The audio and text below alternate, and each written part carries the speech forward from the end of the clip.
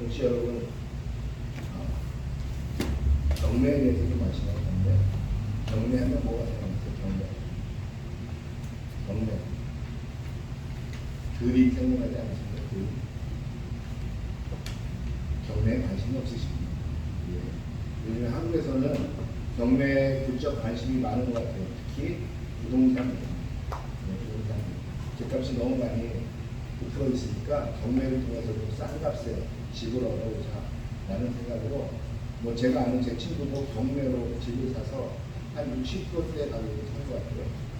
근데 뭐 이거저거 내고 세금 내고 뭐 하면은 조금 더 싸게 산 것 같다고 뭐 많이 싸게 산 것 같지 않다고 그렇게 얘기하는데 그 말을 다 믿을 수는 없을 것 같아요. 2012년도에 영국에서 한 경매장에서 경매가 있었습니다. 이 경매는 당시에 우리 원래 경매를 하게 되면 이렇잖아요. 북적북적하고 얼마에 살까 서로 논의하고 이러한 북적함이 있는데 이 경매장은 좀 경매장에서 이날의 경매는 좀 특이한 점이 있었어요. 왜냐하면 사람들이 별로 말도 없었고 굉장히 엄숙한 분위기 속에서 경매가 시작이 되었습니다. 그 경매가 시작되고 그날의 경매 물품은 무엇이었냐면 다름 아닌 바이올린이었습니다. 바이올린인데 이 바이올린을 보니까 더 특이해요. 왜냐하면 우리가 바이올린을 경매한다 하면 와 명품인가 보다 아니면 굉장히 고가품인가 보다 아니면 오래된 건가 보다 라고 우리는 생각할 수 있잖아요. 그런데 이 바이올린의 모양이 너무나 보잘것없었어요. 바이올린 저것을 과연 쓸 수 있을까라는 그 정도. 그렇다고 이 바이올린이 뭐 몇천 년 된 것도 아니고 몇백 년 된 것도 아니고 그 2000년 한 200년은 됐어요. 한 100년은 넘은 것 같아요. 그래도 그렇게 오래된 바이올린이 아닌데 바이올린이 너무 낡았어요. 저거 쓸 수가 있을까라는 생각이 들 정도로. 거기다 더 황당한 건 바이올린이 현 줄이 몇 개죠? 네 개입니다. 4개인데 줄이 2개밖에 있지 않았어요. 저런 바이올린을 사람들은 왜 경매를 할까라고 생각을 했어요. 그런데 이 경매장에 경매 분위기도 엄숙하고 근엄했고 또한 경매 물품도 굉장히 보잘것없는 경매 물품. 그런데 이 바이올린이 얼마에 납찰되는지 아십니까? 이 바이올린이 당시 영국 파운드로 90만 파운드, 우리나라 돈으로 15억 원에 납찰됐습니다. 15억. 이 바이올린의 원래 소유주는 어떤 이방인 여자였어요. 평생 결혼하지 않은. 그 여자는 원래는 약혼자가 있었습니다. 그 약혼자가 있었지만 약혼자가 불의의 배, 그러니까 해상사고로 죽게 되고 이 약혼자가 원래 가지고 있었던 이 약혼자에게 약혼 선물로 자기가 주었던 그러한 바이올린이 바로 이 바이올린입니다. 이 약혼자가 죽었을 때 죽고 나서 이 약혼자 대신에 온 이 바이올린을 이 여인, 결혼하진 않았지만 약혼했던 약혼자로서 살았던 평생을 그리고 결혼하지 않았던 이 여인은 이 바이올린을 소장하게 되었고 어느 날 이 여인도 마지막으로 죽게 되면서 이 바이올린이 경매장으로 나온 것이죠. 그럼 이 여인이 굉장히 유명한 여인이냐? 그렇지도 않습니다. 우리가 일상에서 그냥 흔히 볼 수 있는 그러한 여자였고 별로 그렇게 유명한 여자가 아니었습니다. 그렇다면 이 여인의 이 약혼자였던 남자는 누구냐? 이 남자는 원래 아주 조그만 8명, 9명 정도 되는 악단의 그냥 단장이었을 뿐이에요. 그렇다고 굉장히 유명한 악단이었냐? 그렇지도 않습니다. 그냥 어떠한 악단이냐면 당시 19세기, 20세기가 넘어가기 전에 굉장히 많았던 VIP들이나 돈이 많던 사람들은 연애나 아니면 식사를 할 때 악단을 초대해서 그 연애 동안에 아니면 식사 동안에 그 연주를 하게 했잖아요.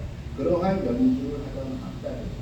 특히 이 악단이 많이 했던 직업은 무엇이냐면 배, 당시에 지금도 많죠. 크루즈 여행 많죠. 이런 크루즈 여행처럼 배가 운행할 때 그 배에서 VIP 칸에서 식사를 하는 사람들에게 음악을 연주를 하던 그러한 악단이었습니다. 당시 어느 날 그 악단을 이끌고 이 단장, 이 약혼자 남자는 그 배 한 배에 오르게 됩니다. 그 사람의 이름은 윌리엄 사틀리라는 사람인데, 원래 사틀리라는 사람인데, 이 사람은 자신들의 당원들과 함께 자기의 직업을 그러니까 일을 하기 위해서 그 악단에 그 배에 다시 오르게 되는 것입니다. 그리고 배에 오르고 그가 VIP 룸에서 식사할 때나 아니면 저녁마다 있는 사탕 파티에서 그는 그 악단 단원들과 함께 연주를 하게 됩니다. 그러나 어느 날 그 배가 대서양을 가로질러 가던 중에 불의의 사고가 있게 되고 그 남자는 그 불의의 사고가 있던 중에 그 배에서 함께 침몰해서 죽게 됩니다. 그런데 이 여인이 약혼녀가 자기에게 선물한 이 선물을 받는 순간 그는 무슨 약속을 했냐면 내 평생 이 바이올린을 함께 하겠다. 그리고 이 바이올린이 내 몸에서 떠나가지 않게 하겠다. 라는 약속을 했었어요. 그리고 그가 그 약속을 지키기 위해서 물에 가라앉는 그 순간에 그는 그 바이올린 집에 넣고 그리고 몸에다가 묻고 그렇게 해서 그 시체를 건져 올렸을 때 그 바이올린이 시체와 함께 떠오르게 됐습니다. 그러한 바이올린 그리고 그가 탔던 배가 무슨 배냐 우리가 너무나 잘 아는 바로 타이타닉이라는 여러분 혹시 타이타닉 영화 보셨나요? 그 타이타닉 영화 보면은 나중에 배가 침몰하기 시작할 때 완전히 그곳은 사람이 사는 곳이 아닌 아비규야 소위 말해서 그곳은 지옥과도 같은 상황입니다. 아이도 없었고 엄마도 없었고 오로지 살아야 한다는 일념 하나로 모든 사람들이 이곳저곳으로 뛰어다니는 그 상황 그 상황에서 여러분 기억하십니까? 한 악단이 배 가판에서 계속적으로 연주를 하고 있었던 겁니다. 바로 그 악단의 단장 그 영화는 픽션이 많이 가미됐지만 그 악단의 단장인 월레스 허틀리는 실제 실존했던 인물이고 그 상황은 당시 제임스 카메론 감독이 실제 있었던 일을 토구가 아닌 일을 그 영화에다가 삽입시킨 것이에요. 그 마지막에 그 윌리엄 월레스 허틀리가 그런 얘기를 하죠. 이제 더 이상 듣는 사람도 없으니 마지막으로 여기가 끝내자. 그리고 다들 이제 갈 길을 가세요. 라고 이야기를 합니다. 이제는 이제 자기들도 살기 위해서 그들이 이제 자기들의 살 길을 찾아서 떠나야 하는 순간에 그 단장을 그들을 보내고 자신은 다시 그곳에 섭니다. 그 모든 단원들이 자신들의 악기를 가지고 떠나기 시작할 때 그는 그곳에 다시 서서 자기의 그 바이올린을 들고 다시 연주를 하기 시작합니다. 그 연주가 무엇인지 여러분 혹시 기억나시나요? 그 연주는 우리가 너무나 잘 아는 찬송 네 줄을 당장히 하게 합니다. 실제로 이 월레스 허틀리는 감리교 신자였습니다. 감리교 신자였고 그가 마지막까지 했던 이야기는 무엇이었냐면 그 연주를 하면서 그가 했던 이야기는 너는 예수를 믿으세요. 그리고 그는 확신이 차 있었어요. 내가 이곳에서 지금 죽을 수 있지만 나는 이곳에서 죽어도 저 천국에서 나는 다시 그곳에서 살 것이다. 라는 확신을 가지고 있었어요. 그가 언제까지 바이올린 연주를 했냐? 배가 가라앉기 30분 전까지 바이올린 연주를 했습니다. 배가 가라앉기 30분 전까지. 그리고 그는 바이올린과 배와 함께 물속에 수장돼서 죽게 되었습니다. 여러분, 모든 사람들이 그곳에서 그 아비규함을 갖던 그러한 상황 속에서도 그가 묵묵히 그 찬양을 연주할 수 있었던 그 힘은 어디서 났습니까? 그리고 그가 그 모든 사람이 죽기 일본 직전에서 어떻게 하면 이 배에서 탈출해서 살 수 있을까? 어떻게 하면 나의 생명을 더 연장할 수 있을까? 그것을 위해서 이리저리 뛰고 있던 사람들에게 예수만이 우리의 지금 희망입니다. 라고 이야기할 수 있는 그 용기는 어디서 나왔습니까? 아마도 그것은 그가 가지고 있었던 아마 그의 신념에서 그리고 그가 가지고 있던 확신에서 나오지 않았을까라는 것입니다. 그는 감리교 신자로 예수를 믿고 있었고 그는 예수님께서 나를 구원했다는 것을 믿고 있었고 그 구원의 확신을 가지고 있었던 그는 그 죽음 앞에서도 모든 사람들이 두려워하고 있었지만 두려워하지 않았습니다. 그리고 이 상황에서도 진실로 해야 되는 일이 무엇인가 좀 우선순위를 찾게 되었고 그 우선순위는 다름 아닌 무엇이냐 예수만이 이 상황에서도 소망이 될 수 있다라는 것을 그는 확신하고 있습니다. 그리고 그 확신을 그는 행동으로 옮겼고 그 행동을 통해서 많은 사람들에게 죽기 직전까지 위로를 주었고 실제로 많은 사람들이 그 상황에서 그의 주변에 모여 예수를 믿기 시작하였고 그곳에는 분명히 예수를 믿지 않았던 사람들도 있었을 것입니다.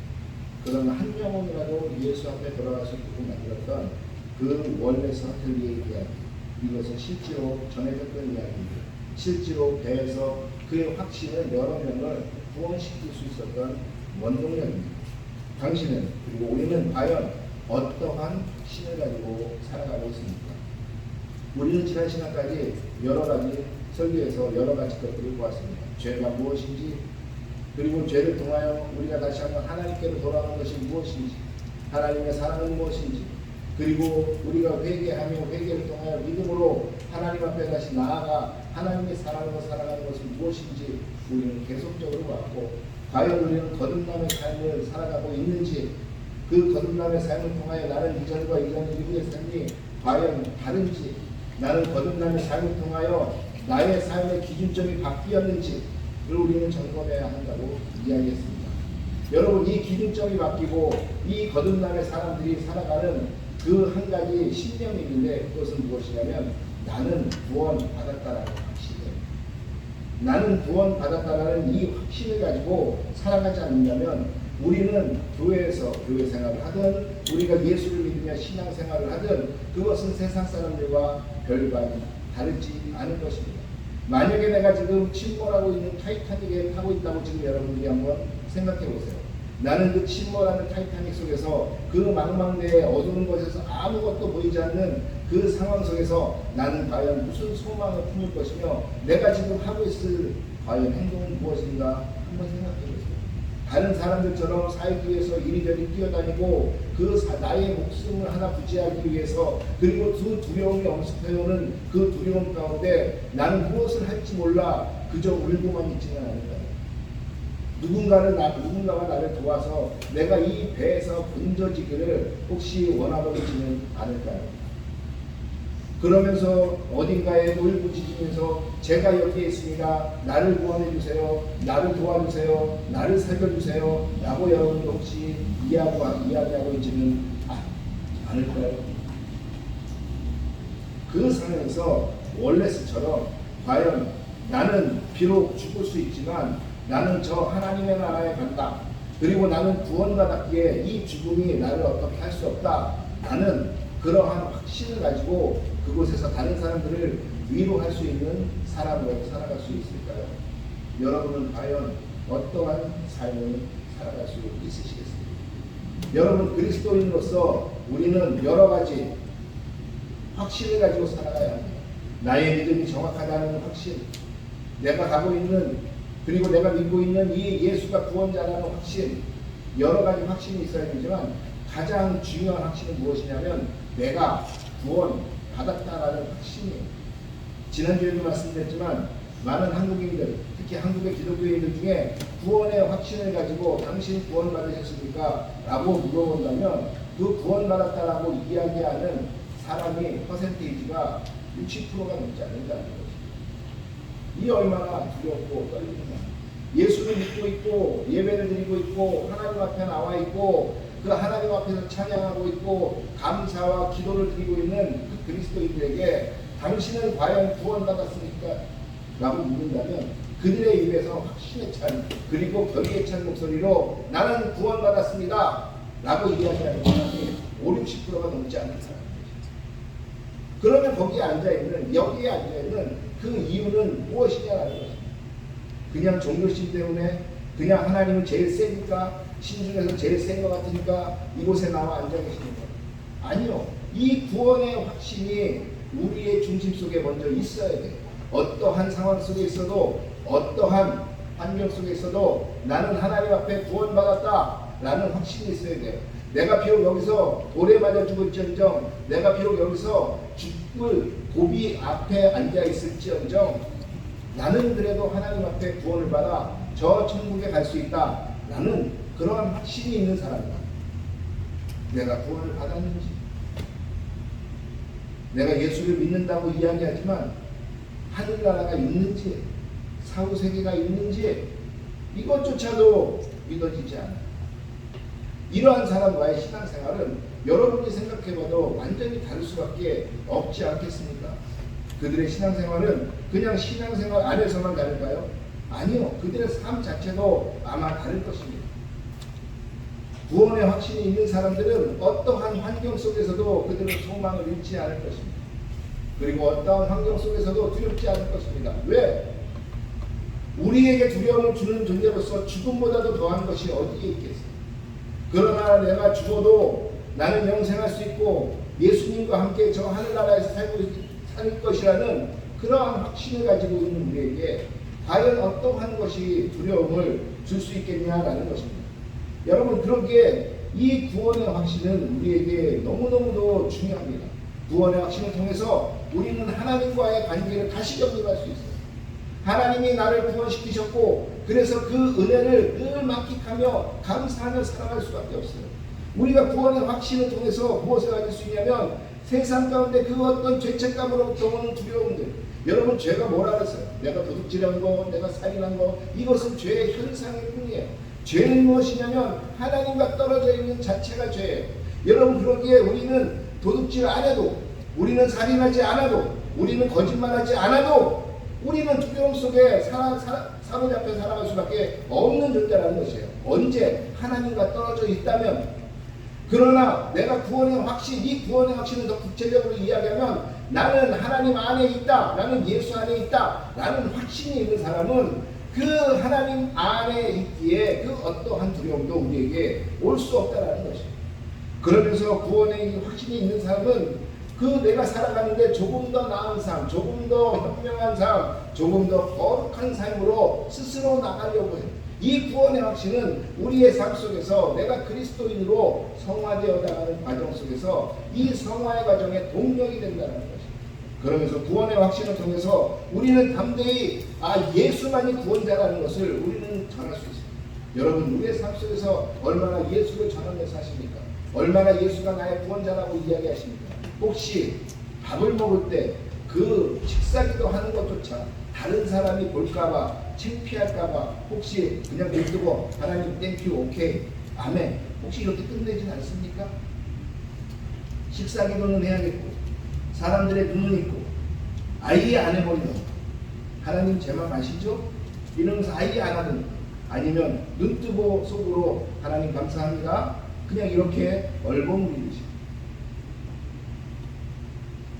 여러분, 그리스도인으로서 그리스도인의 삶을 보이지 못해요.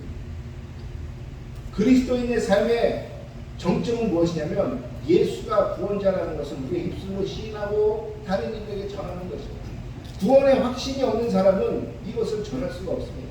내가 구원의 확신이 있는지 없는지 체크하는 체크리스트 중에 하나가 무엇이냐? 내 삶 속에서 예수를 전하고 살고 있느냐 없느냐? 이것으로 구원의 확신의 체크리스트를 만들 수 있다는 거죠.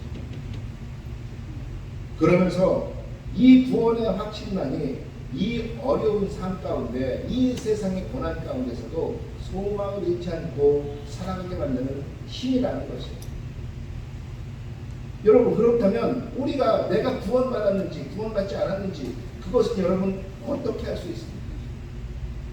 그것은 먼저는 성경은 우리에게 이 말씀을 통해서 증거하고 있습니다. 보니까 요한일서 5장 13절에 이렇게 이야기합니다. 내가 하나님의 아들의 이름을 믿는 너희에게 이것을 쓰는 것은 너희로 하여금 너희에게 영생이 있음을 알게 하려 함이라. 오늘 우리가 임례할 때 예배에 들어갈 때 우리가 읽었던 부분이에요. 요한일서 5장 13절에서 요한이 뭐라고 이야기하냐면 내가 지금 너희에게 이 편지를 쓰고 있는 이유는 오직 단 한 가지라는 것이에요. 그 이유가 무엇이냐? 너희 속에 예수가 있고 너희는 이미 구원받았고 너희는 이미 영생을 소유한 사람들이기 때문에 그 영생이 없다라고 말하지 말고 두려워하지 말라. 그 이유에서 내가 지금 너희에게 이 편지를 쓰고 있다라고 요한은 그 요한의 사람들에게 지금 이렇게 말하고 있는 것입니다. 너희가 많은 세상 사람들이 와서 너 예수 믿는 거 맞아? 너 구원받는 거 맞아? 사탄이 와서 야 너 그따위로 행동하면서 너 그렇게 거짓말 잘하면서 네가 무슨 예수 믿는 사람이야? 네가 무슨 구원받은 사람이야? 라고 이야기할 수 있지만 거짓말을 하고 안 하고 구원받고 안 받고가 아니라 내가 하나님 안에 있느냐 없느냐로 구원받는 것이에요. 다시 말하면 이 구원의 확신을 지금 요한이 쓰고 있는 요한이 이 편지를 쓰고 있는 이유는 무엇이냐면 세상이 아무리 너희에게 핍박과 환난과 너희가 과연 예수를 믿어 구원받았냐라고 확신하고 있냐라고 물을 때에 지금 내가 너희에게 다시 한번 이야기한다. 너희는 이미 영생을 소유했다. 왜? 너희는 이미 예수를 입으로 고백했고 너희는 이미 예수가 너희의 주인인지 알고 있고 너희는 이미 그 예수를 통하여 예수의 부활을 믿고 있는 그러한 사람들로서 그 예수를 통하여 하나님 안에 다시 그 안식과 평안에 들어간 사람들이기에 너희는 영생하는 사람들 곧 구원받는 자들이라고 내가 담대하게 너희에게 이야기한다. 그러니 지금부터 어디 가서 사람들이 얘기해도 조금 부끄러워도 나 구원받았어요 라고 이야기하라 라고 이야기하면서 이야기합니다. 또한 성령은 끊임없이 우리가 구원받은 자임을 우리에게 증거를 통해서 이야기합니다. 바로 성령은 우리에게 너는 하나님의 자녀라고 우리의 내면에서 계속 이야기해요. 우리는 성령을 통해서 성령께서 하시는 말씀대로 살면 우리는 거룩하게 살 수 있어요. 왜? 성령께서는 하나님의 영으로서 하나님으로서 우리 속에 계셔서 하나님과 동행하게 만들려고 우리의 마음속에 와 계셔서 사시는 분이에요. 우리와 함께 동행하고 그 성령을 통하여 우리는 하나님과 함께 하는 것이에요. 그 성령은 계속적으로 성령이 첫 번째 말하는 것은 무엇이냐? 내가 너와 함께 있다는 것은 너는 구원 받았다 라고 이야기한다는 거죠. 성령이 우리의 증거가 된다는 것이죠. 또한 성령이 내 속에 있는 것을 알 수 있는 것은 무엇이냐? 성경에 보니 바울은 이야기합니다. 아무도 성령의 능력을 의지하지 않고는 예수를 나의 구원자다, 예수를 나의 주라 시인할 수 없다라고 이야기했어요. 여러분은 예수님을 여러분의 구원자로 여러분들은 생각하지 않습니까? 여러분들은 예수님을 여러분의 주인으로 모시고 그것을 여러분들은 고백하며 살지 않습니까? 바로 말씀은 이야기하기를 성령이 아니면 이것을 할 수 없다는 거죠. 다시 말하면 우리 속에 성령이 계시기에 내 입에서 예수는 나의 구원자시고 예수는 나의 주인이십니다 라는 고백이 나온다는 것이에요. 아무리 내가 나쁜 짓을 해도 이 고백만큼은 변하지 않아요. 주님, 내가 어찌 주님을 모시는 자로 이렇게 살아갈 수 있는 부끄러운 마음이 왜 들겠어요? 바로 성령께서 이 속에 계시기 때문에 그렇습니다. 성령께서 이 속에 계시다는 것은 그 자체가 내가 이미 구원받은 자라는 증거예요. 또한 우리는 삶 속에서 우리의 삶이 변화되는 것을 통해서 우리가 구원받은 자라는 것을 우리는 확신하며 또한 그것이 증거가 됩니다. 그전까지는 하나님의 말씀, 나에게는 아무것도 아니었어요. 하나님의 말씀은 그냥 성경 속에 있는 그냥 어떻게 보면 경전에 있는 불경이나 아니면 그냥 코란에 있는 그런 경전 속에 있는 말씀이었지만 이제는 이 말씀이 무엇이냐? 자꾸 내 마음속에 들어와서 우리를 찔러요. 그렇게 하면 안 돼. 말씀은 그렇게 말씀하시지 않잖아. 바로 이 자체가 우리가 구원받는 사람이라는 거죠. 우리는 말씀의 영향 앞에 살아가려고 한다는 거예요. 지난 예전까지는 말씀의 의라고 이야기하는 것을 귀담아 듣지 않았지만 이제는 이 말씀에서 의라고 이야기하고 거룩이라고 이야기하고 거룩한 존재로 살아가라고 하면 우리는 그렇게 살고 싶은 마음이 생겨요. 왜? 구원받았다. 또 한 가지 무엇이냐? 우리는 이제 죄를 미워하기 시작합니다. 여러분 속에 죄를 사랑하는 분 계십니까? 나는 죄를 너무 사랑해요. 정신병자예요. 정신병자. 그런 사람은 병원으로부터 알아요. 어떠한 사람도 죄를 그리고 악인을 사랑하며 좋아하는 사람은 없어요.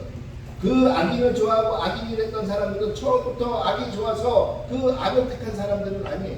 그 사람들의 삶을 돌아보게 되면 그 사람들의 어릴 때 삶을 돌아보게 되면 그 무언가 잘못된 지식이 그들 속에서 들어가고 그것을 통해서 그들은 변질된 거죠.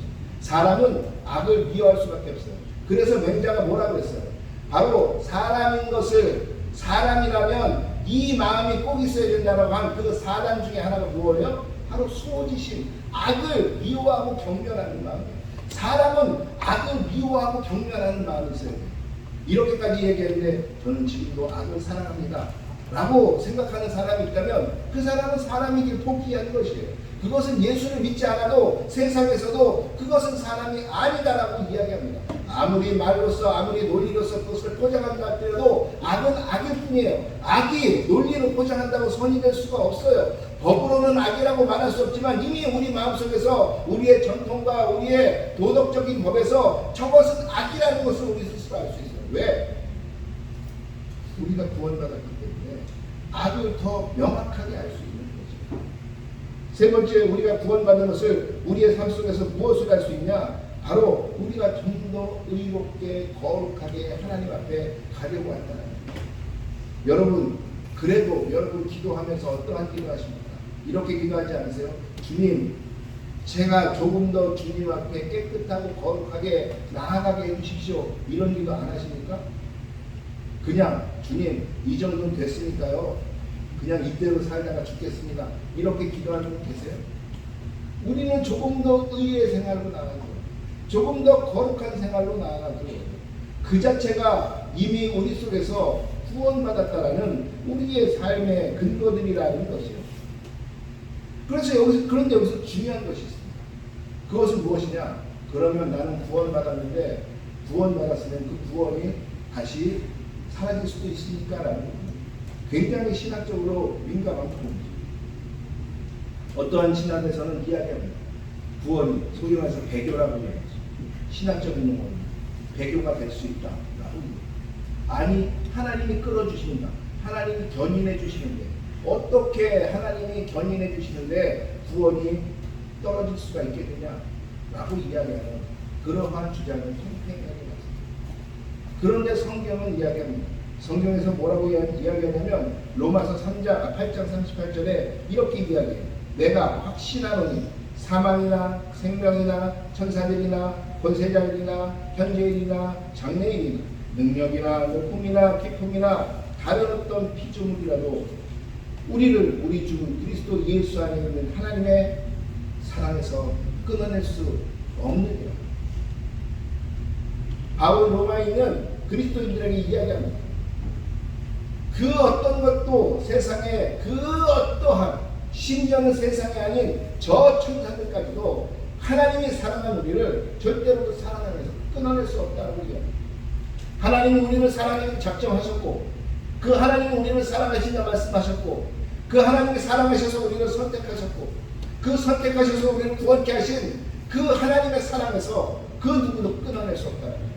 이 말은 무엇이냐면 한 번 구원받은 나는 하나님의 사랑에서 끊어질 수 없다는 것입니다. 나는 그 구원에서 팽개쳐질 수 없다는 것이에요. 왜? 구원은 내가 이룬 게 아니거든요. 내가 열심히 도덕적으로 살아서 내가 열심히 기도를 열심히 해서 내가 열심히 돈 벌어서 구원 얻은 것이 아니거든요. 구원은 무엇으로 얻었느냐? 구원은 오직 하나님의 은혜로 말미암아 하나님의 그 사랑으로 말미암아 하나님의 그 계획하심으로 말미암아 하나님이 이루어 주신 것이기 때문에 하나님이 마음이 변심하지 않는 이상 하나님이 그 마음이 변덕장이 아닌 이상은 그 구원은 절대로 끊어지지 않는다는 거죠. 구원이 끊어진다는 얘기는 구원 속에 구원을 받는 요소 속에는 인간의 노력함이 있어야 된다는 것을 인정해야 합니다. 그러나 성경은 이야기합니다.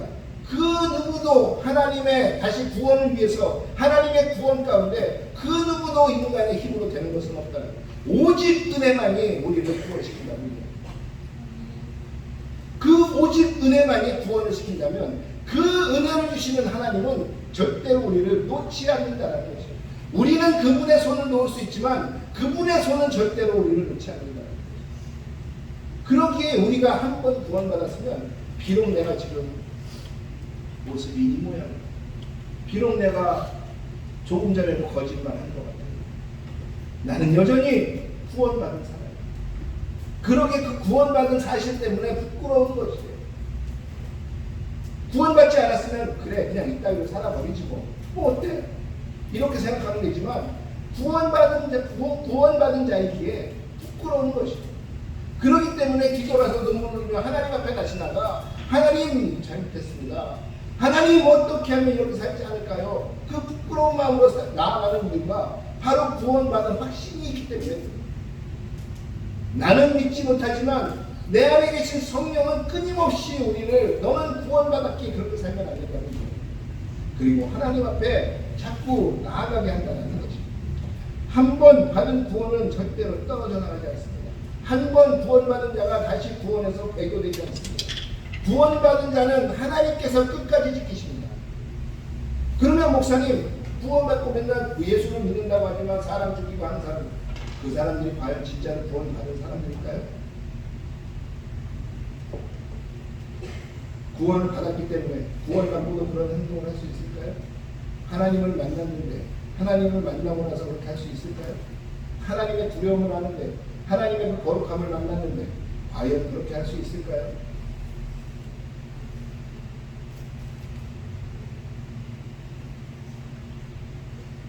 구원받는 자는 그렇기에 하나님 앞에 겸손해질 수밖에 없어요. 그럼 구원받은 자의 복은 무엇이냐? 구원받은 자는 바로 하나님께 나아가면서 담대한 마음을 가져. 왜? 그분이 나를 구원받게 하셨어요. 그분이 나를 불러주셨습니다. 비록 부끄러워도 그분 앞에 나가는 게 담대해져요. 그리고 그분과의 관계를 다시 재설정할 수 있어요. 나를 인정하기에, 그분이 나를 구원했다는 걸 인정하기에, 그분의 사랑과 그분의 은혜를 알기에 그분에 대한 그 사랑의 관계의 재설정을 할 수 있다는 거죠. 또한 예수님이 말씀하십니다. 내가 너를 이 땅에 온 것은 평안을 주러 왔다는 거죠. 심판하러 온 것이 아니라 평안. 구원받은 사람의 특징은 무엇이냐? 복은 무엇이냐? 그 마음의 어떠한 환경에서도 평안하다는 거죠. 그 월러스처럼 그 모든 아비규환 가운데서도 그가 마음의 평안을 가지고 내 주를 가까이 하려 하는 연주를 할 수 있었던 이유는 바로 그 마음속에 그 어려운 환경 속에서도 평안함이 있었기 때문에. 또한 구원받은 자의 복은 무엇이냐면 기쁨이 넘치지 않는 것이죠. 왜? 사람이 제일 하고 싶은 게 무엇입니까? 복을 받는 거예요. 어떤 복? 영원히 사는 복. 여러분, 세상의 권력자들, 세상에 돈 많은 사람들, 마지막까지 그들이 찾는 것이 무엇입니까? 권력 가진 자도 좀 더 오래 살고 싶어. 돈 가진 자도 좀 더 오래 살고 싶어. 세상에서 가장 막강한 권세를 연다는 저 중국의 진시 황제도 그가 영원히 살지 못하는 것을 알기에 그 영원히 사는 복을 알고 싶어서, 그 복을 누리고 싶어서 전 세계의 사람들을 보며 불로 늦지 않는 약을 뿌렸겠죠. 여러분, 쌍용을 처음 만들었던 그 회장님 이름인지 까먹었어요. 쌍용의 창시자, 그 회장님이 돌아가실 때 그가 마지막까지 죽으면서 외쳤던 한마디가 뭔지 아십니까? 뭔지 아세요, 여러분? 돈이에요.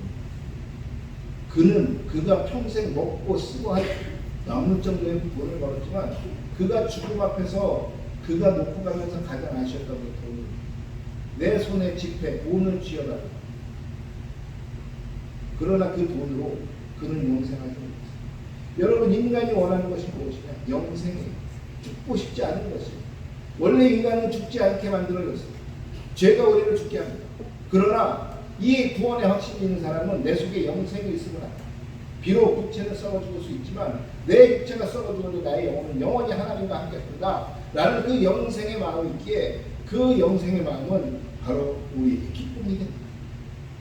또한 우리는 하나님의 긍휼과 그 자비하심의 은혜를 우리는 경험할 수 있어요. 이것이 구원받은 사람들의 복이에요. 여러분, 마지막 한 얘기로 말씀을 마치겠습니다. 우리가 너무나 잘 아는, 어찌 보면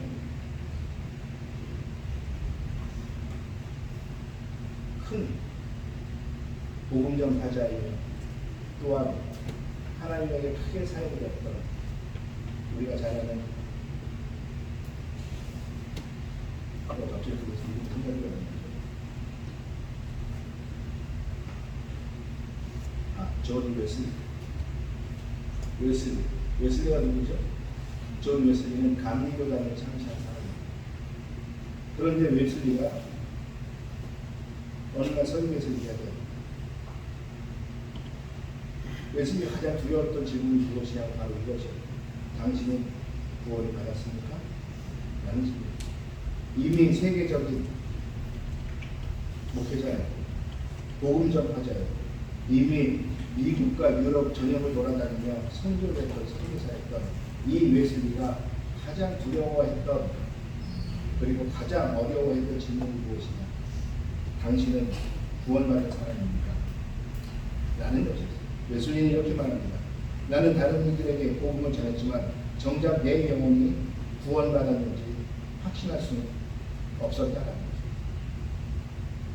이 웨슬리가 수많은 사람, 수천 명, 수만 명의 사람에게 복음을 전했고, 이 웨슬리가 수많은 사람에게 예수 그리스도가 누구인지를 전했고, 이 사람이 수많은 사람들에게 영적인 영향력을 줬지만, 그러나 그 마음 한켠에 있었던 것은 무엇이냐면, 그가 고백하기를 정작 내 영혼이 나는 구원받았는지에 대한 확신이 없었다는 거지.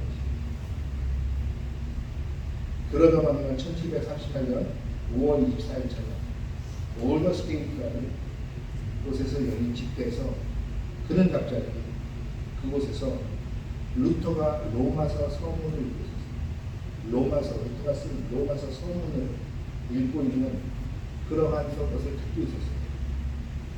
그때 그는 갑자기 그가 말로 표현할 수 없는 감동을 느꼈어요.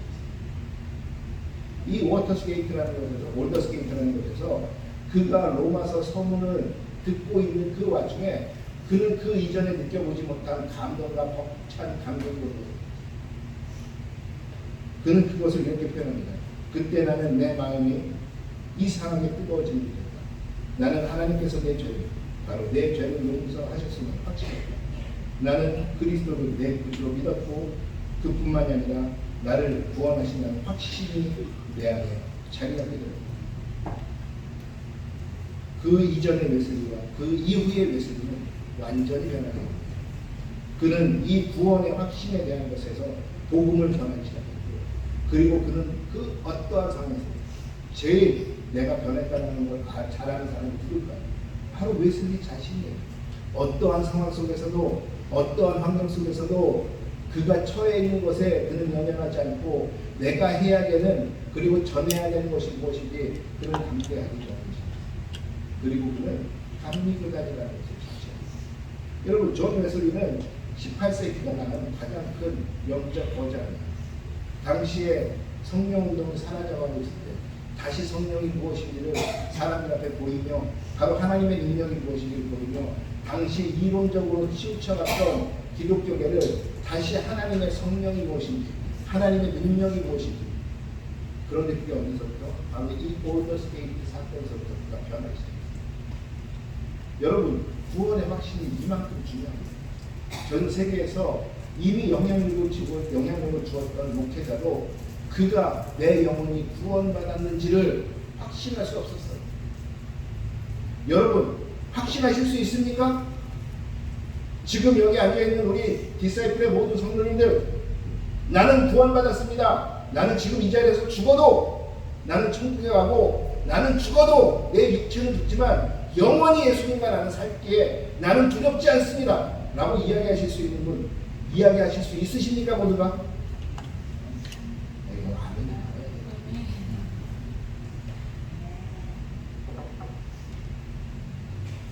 이 확신이 2000년 기독교 역사를 이끌어온 것입니다. 이 확신이 2000년 기독교 역사 중에 그 수많은 핍박과 죽임과 그리고 그 수많은 고난들 가운데서도 기독교는 한 번도 hun신하지 않고 전진하게 하고 그 원동력이 바로 여기 있습니다. 수많은 로마의 군병들이 그 침례를 받겠다고, 세례를 받겠다고 물가에 서 있는 사람들 앞에서 너희가 세례를 받는 순간 바로 죽여버리겠다 라고 이야기하는 그 상황 속에서도, 죽음이 내 앞에 보이는 그 상황 속에서도 내가 어찌 예수 앞에 내가 예수를 믿지 않는다고 이야기할 수 있겠습니까? 라고 이야기하면 그 죽음 앞에서 세례를 받으면서 죽어갔던 수많은 우리의 신앙생들, 터툴리스라는 교부는 이렇게 이야기합니다. 마지막 죽는 순간까지 딱 한 번만 예수를 대신다, 한 번만 이 성경을 대라, 그러면 너를 살려주겠다. 나는 그러한 조건 속에서도 터툴리아는 이렇게 얘기합니다. 내 70평생 동안 예수는 나를 한 번도 대신하지 않았다.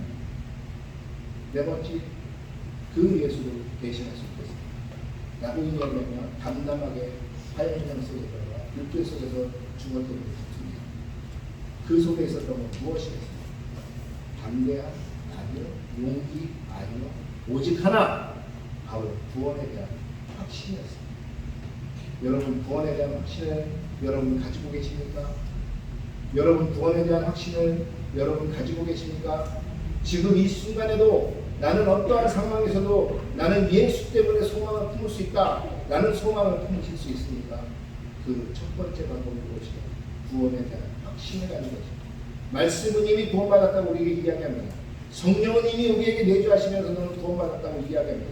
우리의 삶 속에서 우리의 기준점이 바뀌어간다는 것은 우리는 이미 구원받은 사람이라는 것을 여러 우리의 삶 속에서 이야기합니다. 그러나 사단은 우리에게 이야기합니다. 뭐라고 이야기하냐면 너 그따위로 행동하면서 너 그렇게밖에 살지 못하면서 네가 무슨 구원받은 사람이야 라고 이야기합니다. 그러나 그럴 때마다 성령은 우리에게 다시 이야기하십니다. 내가 너와 함께하니 구원받은 사람이라고 담대히 믿고 살아가라고 이야기합니다. 내가 너와 함께하니 구원받은 사람이라고 담대히 믿고 어떠한 상황에서도 너의 소망을 잃지 말라라고 이야기합니다. 여러분, 그러한 소망을 갖고 사시는 저와 여러분에게 주의 이름으로 축원하겠습니다. 어떠한 소망과 어떠한 환경 속에서도 어떠한 어려움 속에서도 바로 나는 구원받은 확신을 가지고 이 소망만큼은 그 누구도 이 하늘의 천사도 이 세상의 그 어떤 것도 어떠한 상황이나 높음이나 낮음이나 그 무엇도 이 하나님의 사랑은 나에게서 끊을 수 없다는 확신을 가지고 살아가시는 저와 여러분에게를 주의 이름으로 축원하겠습니다. 우리 디사이플의 모든 공동체, 우리 디사이플의 모든 성도들의 가정마다 바로 이 확신이 여러분의 삶을 바꿀 것이라는 그 확신을 저는 가지고 있습니다. 여러분 늘 구원받았다는 그 확신을 통하여 소망을 잃지 마시고 세상 가운데 예수가 누구신지 마지막에 전하며 살아가시는 저와 여러분에게를 주의 이름으로 축원하겠습니다. 축원하겠습니다. 우리 기도하시겠습니다.